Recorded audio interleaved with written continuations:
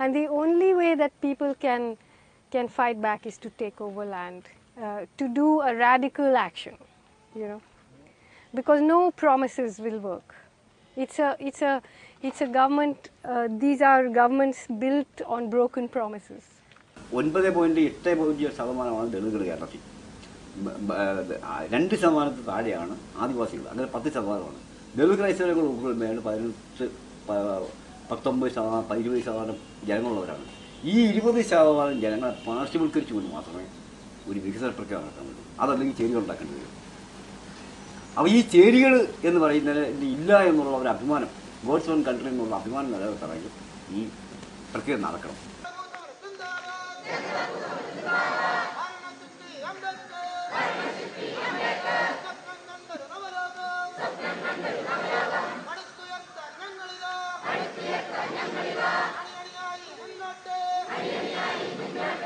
പിന്നെ അതുപോലെ ആഹാരത്തിന് ഞങ്ങൾക്ക് ബുദ്ധിമുട്ടുണ്ട്. കാരണം ഞങ്ങൾ ഇറങ്ങി ചെല്ലുമ്പോൾ തന്നെ ഇവിടുന്ന് എവിടെയെങ്കിലും പോയി ജോലി ചെയ്ത് കൊണ്ടുവരാനായിട്ട് പുരുഷന്മാർ പോയാൽ പോലീസ് അവരെ ഉപരോധം പിടിച്ച് അറസ്റ്റ് ചെയ്ത് കൊണ്ടുപോകും.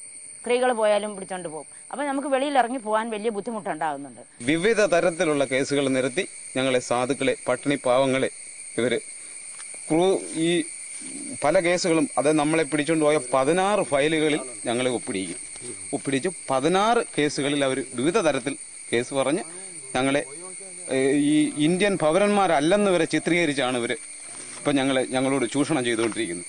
ഞങ്ങൾക്ക് ഏതോ വിഘടന ശക്തികൾ ഞങ്ങളുടെ പുറയിലുണ്ടെന്നൊക്കെയാണ് അവരുടെ റിപ്പോർട്ടും കാര്യങ്ങളും ഒക്കെ പോയിരിക്കുന്നത്. ഇപ്പൊ ഈ കയറിയുള്ള ഈ 25,000 ആളുണ്ടെന്ന് പറഞ്ഞില്ലേ, അവർ മൊത്തം കേസുകാരാണ്. എല്ലാം മോഷണ കേസും എല്ലാം അങ്ങനെ മൊത്തം കേസ് പറഞ്ഞ് വെച്ചിരിക്കുക. അത് വെച്ചിട്ട് സത്യം എന്തുവാ ഈശ്വരനും ഒക്കെ അറിയത്തുള്ളൂ. മൊത്തം ഇവിടെ കയറിയിട്ടുള്ള കുഞ്ഞു കുട്ടികൾ ആകെ കേസുകാരാണ്. മൊത്തം എല്ലാം കള്ളക്കേസ് അവരുണ്ടാക്കി വെച്ചേക്കുന്നത്. ഇവിടെ നിന്ന് ഒരെണ്ണത്തിനെ പിടിച്ചു കഴിഞ്ഞാൽ ഉടനെ അവർ കള്ളക്കേസാണ്.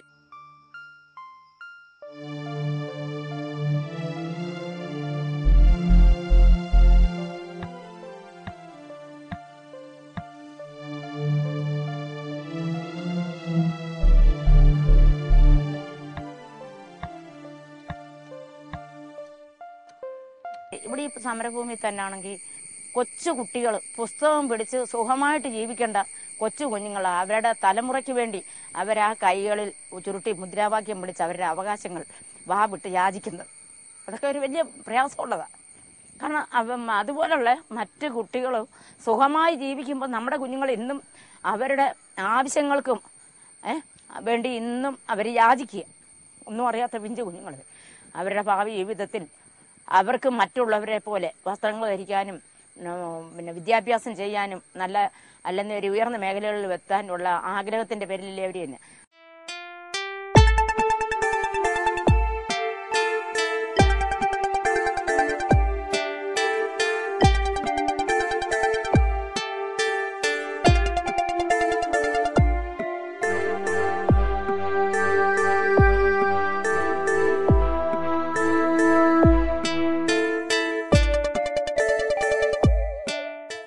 ഇവർക്കൊക്കെ വീടുണ്ട്, ഇവർക്കൊക്കെ സ്ഥലമുണ്ട്, വെറുതെ അവിടെ ഭൂമി എടുക്കാൻ പോയിരിക്കുക.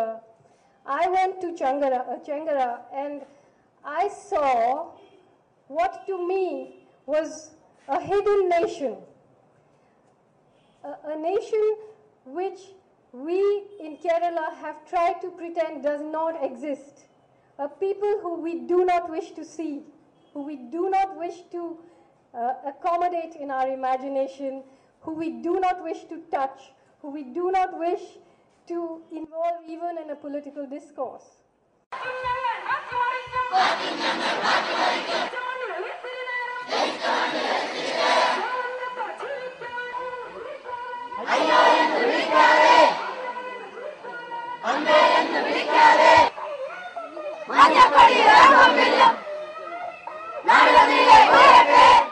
കേരളത്തിൻ്റെ രാഷ്ട്രീയ സംവിധാനം, ഇന്ത്യയുടെ രാഷ്ട്രീയ സംവിധാനം തന്നെ ദലിതരുടെ അവകാശങ്ങൾ പ്രൊവൈഡ് ചെയ്യുന്നതിൽ പരാജയപ്പെട്ടിരിക്കുന്നുവെന്ന് തിരിച്ചറിയുകയും ഇന്ത്യയിലെ രാഷ്ട്രീയ പാർട്ടികൾ ദലിതരെ പ്രതിനിധാനം ചെയ്യുന്നില്ല എന്ന ഒരു കാര്യം കൂടി തിരിച്ചറിയുന്നതോടെ വേറിട്ട നിരവധിയായിട്ടുള്ള ഇടപെടലുകൾക്ക് പുതിയ സാധ്യതകൾ ചരിത്രത്തിൽ രൂപം കൊള്ളുന്നു.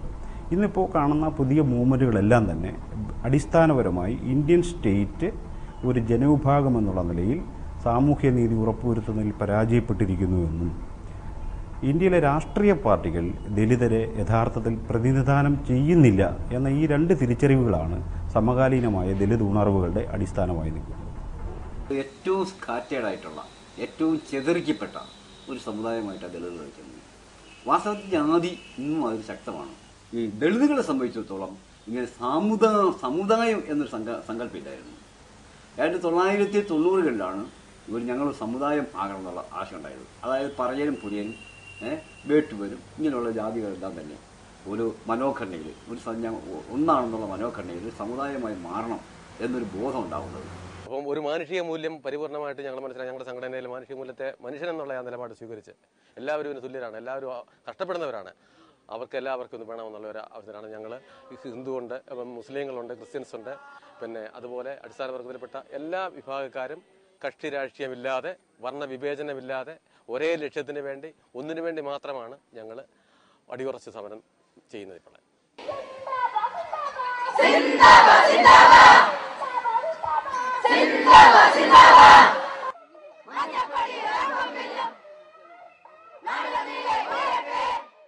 അമേരിക്കയായിട്ട് ഇവിടുത്തെ കമ്മ്യൂണിസ്റ്റ് പാർട്ടിക്ക് ഭയങ്കര വൈരാഗ്യം. ഗൾഫ് യുദ്ധം നടന്നപ്പോൾ രണ്ട് ഭാഗമായിട്ട് അങ്ങ് തിരിഞ്ഞു. അമേരിക്ക എന്ന് കേൾക്കുമ്പോൾ ചെകുത്താൻ കുരിശ് കണ്ടതുപോലെ.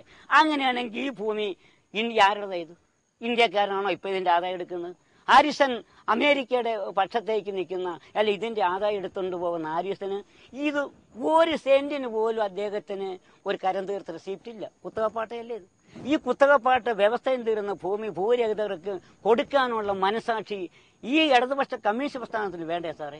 ഈ സർക്കാർ അധികാരത്തിൽ വന്ന ശേഷം ഹാരിസൺ മലയാളം പ്ലാന്റേഷന്റെ ഭൂമി വിൽപ്പനയെക്കുറിച്ചും അതുപോലെ തന്നെ അവരുടെ ഭൂമി ഇടപാടുകളെക്കുറിച്ചും അന്വേഷിക്കാൻ revenue principal secretary Niveditha P ഹരനെ ചുമതലപ്പെടുത്തി. നിവേദിത പി ഹരൻ സർക്കാരിന് അന്വേഷണ റിപ്പോർട്ട് സമർപ്പിച്ചു. 10,000 ഏക്കർ ഭൂമി പാട്ടഭൂമി കൂടാതെ അനധികൃതമായി ഹാരിസൺ മലയാളം പ്ലാന്റേഷൻ കൈവശം വെച്ചിരിക്കുന്നു എന്നായിരുന്നു ആ റിപ്പോർട്ടിലെ ഏറ്റവും പ്രധാനപ്പെട്ട കണ്ടെത്തൽ. മറ്റൊന്ന്, അവർ നിയമവിരുദ്ധമായി സബ്ലീസ് ചെയ്തു. അവർക്ക് അവകാശമില്ലാത്ത പൂർണ്ണമായ ഉടമസ്ഥാവകാശമില്ലാത്ത ഭൂമി മുറിച്ചു വിറ്റു. അതുകൊണ്ട് ഹാരിസൺ മലയാളം പ്ലാന്റേഷന്റെ ഭൂമി മുഴുവനും അടിയന്തിരമായി ഏറ്റെടുക്കണം എന്നായിരുന്നു റവന്യൂ പ്രിൻസിപ്പൽ സെക്രട്ടറി സർക്കാരിന് സമർപ്പിച്ച റിപ്പോർട്ട്. ആ റിപ്പോർട്ടിന് മുകളിൽ കയറി ഇരുന്നു കൊണ്ടാണ് ചെങ്ങറയിലെ ഭൂസമരത്തെ സർക്കാർ കണ്ടില്ലെന്ന് നടിക്കുന്നത്. The only lease it has in Chengara is for some 1,700 acres and the rest of the 10,000 acres Harrison's has encroached. All these years there was no court case against Harrison. There was no police force aligned against Harrison. There was no police arresting the families of those who represent Harrison. Why is it that when Dalits and Adivasis take land, suddenly there are police and suddenly they can't go to work and suddenly they have to threaten to kill themselves and they have to commit suicide and they have to do all these things?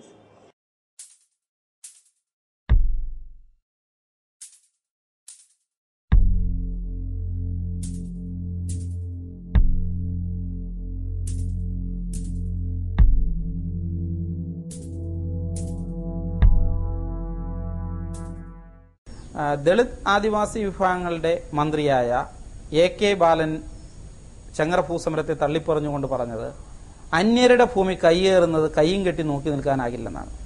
ഈ തൊഴിലാളികളുടെ ചോരയും വിയർപ്പും ഉപയോഗിച്ച് അധികാര കസേരയിൽ കയറിയിരുന്നു കൊണ്ട് തങ്ങൾ വാഗ്ദാനം ചെയ്ത ഭൂമി ലഭ്യമാകാത്ത വിഭാഗങ്ങൾ നടത്തുന്ന പ്രക്ഷോഭത്തെ അപഹസിക്കുന്നത് അവർ കമ്മ്യൂണിസ്റ്റ് കാഴ്ചപ്പാടിൽ നിന്ന് എത്രയോ ദൂരം പിന്നാക്കം പോയി എന്നും കേരളത്തിലെ ജന്മിമാരുടെ മനോനിലയിലേക്ക് അവരുടെ സ്വകാര്യ സ്വത്തുടമസ്ഥത കാഴ്ചപ്പാട്